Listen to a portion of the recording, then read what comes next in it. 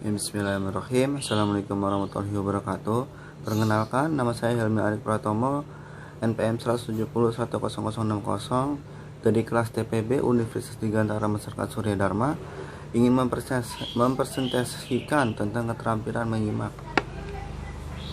Ya, pertama ada pengertian dari keterampilan. Keterampilan merupakan kemampuan untuk menggunakan akal, pikiran, ide, dan kreativitas dalam mengerjakan, mengubah ataupun membuat sesuatu menjadi lebih bermakna sehingga menghasilkan sebuah nilai dari hasil pekerjaan tersebut. Nah, kalau dari menyimak adalah suatu proses kegiatan mendengar lambang-lambang lisan dengan penuh perhatian, pemahaman, apresiasi, serta interpretasi untuk memperoleh informasi, menangkap atau isi pesan, serta memahami makna komunikasi yang telah disampaikan oleh pembicara melalui ajuran. Nah, jadi keterampilan menyimak merupakan salah satu bentuk keterampilan berbahasa yang bersifat reseptif, yang berarti bukan sekadar mendengar bunyi-bunyi bahasa, melainkan sekaligus memahaminya.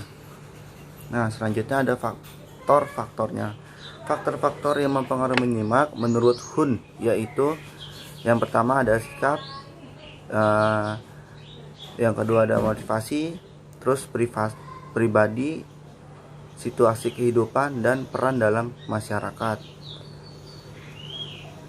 Sedangkan menurut Logan hal-hal yang mempengaruhi dalam menyimak yaitu pertama faktor dari lingkungan, terus lingkungan fisik, lingkungan sosial, terus yang kedua ada faktor fisik, ketiga faktor psikologi, dan keempat faktor pengalaman. Tujuan menyimak antara lain, pertama, mengingat rincian-rincian penting secara tepat mengenai ilmu pengetahuan khusus. B. Mengingat urutan-urutan sederhana atau kata-kata dan gagasan. C. Mengikuti pengarahan lisan. D. Memperfrase suatu penulisan, suatu pemahaman melalui penerjemahan. E. Mengikuti suatu urutan dalam.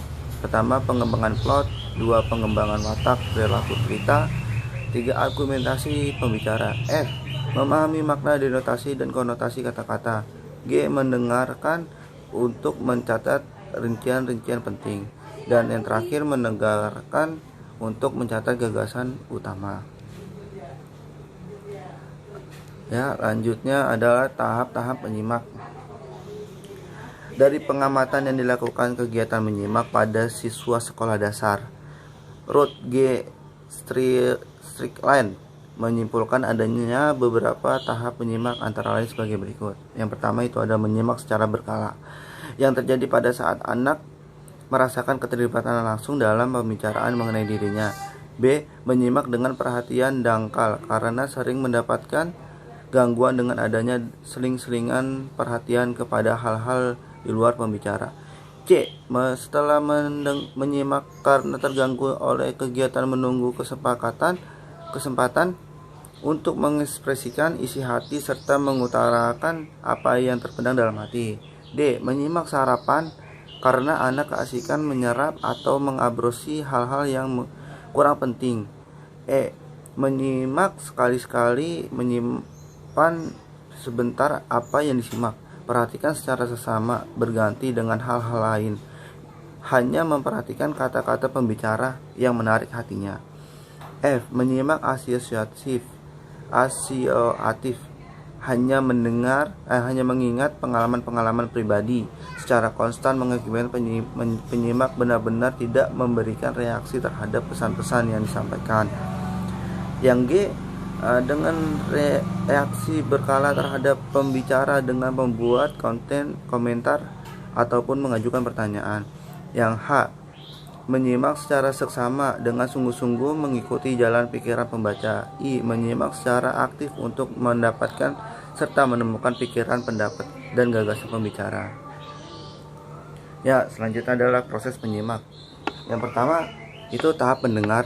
Dalam tahap ini kita baru mendengar segala sesuatu yang dikemukakan oleh pembicara dalam utaran pembicaranya. Yang B, yang kedua yaitu tahap memahami. Setelah kita mendengar, kita akan memahami dari apa isi-isi pembicara yang disampaikan oleh pembicara. Dengan demikian sampailah pada saat understanding, tahap menginterpretasi. Penyimak yang baik, yang cermat dan teliti belum puas kalau hanya mendengarkan dan memahami isi ujaran pembicara. Dengan demikian penyimak telah tiba pada tahap interpreting. Selanjutnya adalah tahap mengevaluasi. Setelah memahami atau menginterpretasikan isi pembicara, penyimak mulai menilai atau mengevaluasi pendapat serta gagasan pembicara mengenai keunggulan dan kelemahan pembicara. Dengan demikian sudah sampai pada tahap evaluating. Selanjutnya tahap menanggapi.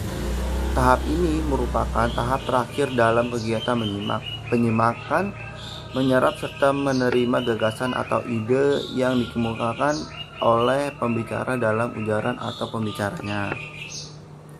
Selanjutnya ada indikator keterampilan menyimak. Macam-macam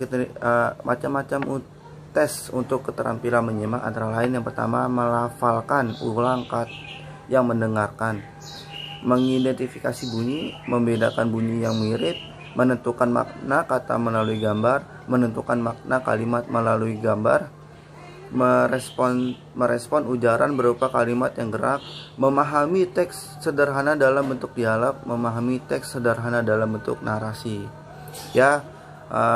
Kemungkinan sekian presentasi dari saya. Kurang lebihnya mohon maaf. Assalamualaikum warahmatullahi wabarakatuh.